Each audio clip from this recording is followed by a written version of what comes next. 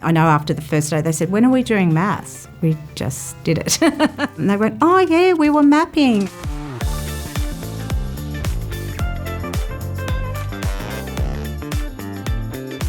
Length and number, they were the 2 points that we wanted to hit in the imaginary play. I gave them lots of informal units of measurement that they could use, and they had to decide how big the animals were and then check if their broomsticks were long enough. We've been working on like one-to-one matching, touch and say. So they were like, I don't know what the numbers are. Just giving them the prompt of, but how many measuring tapes did you use? And they were touching and counting, and even just, oh, it's not long enough, we need to make it longer. So using the vocabulary that we were introducing to was really fantastic.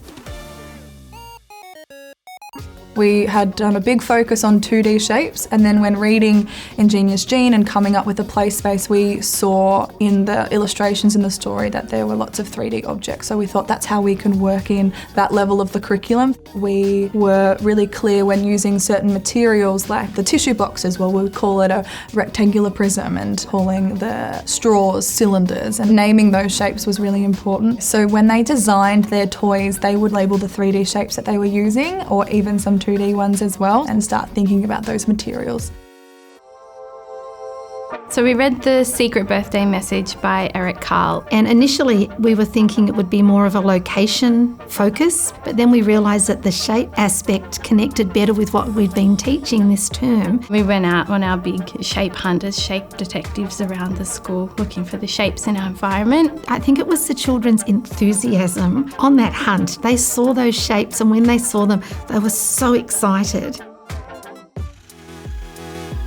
The reason we liked Whatcha Building and had some areas of maths that we knew we wanted to cover, like graphing, gathering data and statistics, and some really great discussions came out about measurement. Why didn't we all have the same length? And they really came up with some great ideas. So there was a lot of like student-led and student voice, I think, in it too, which is probably what appeals to the older students as well. So the first one, they went out and they sketched a map and looked at the things they wanted to keep. Then they did some measuring of perimeter. They had to choose 2 different ways, so some of them were formal and some of them informal. And then the students gathering the data about what the community thought would be the best things for that area. They came up with the graphing, even though we had that in our head, because we were like, well, how could we show this? And then the final thing is they'll create scaled maps.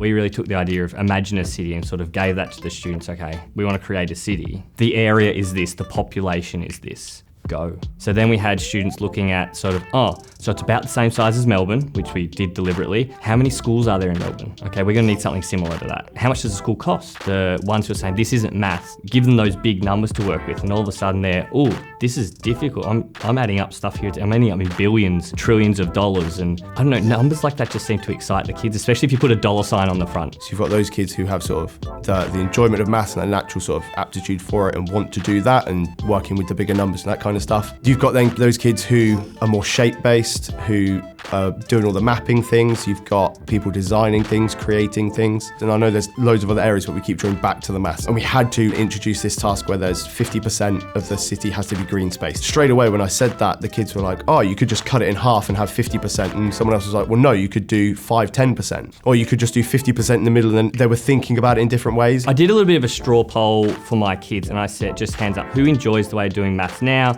Everyone's hand went up. So for me, if I can find something that engages my kids and they're enjoying maths, I'll do it every day.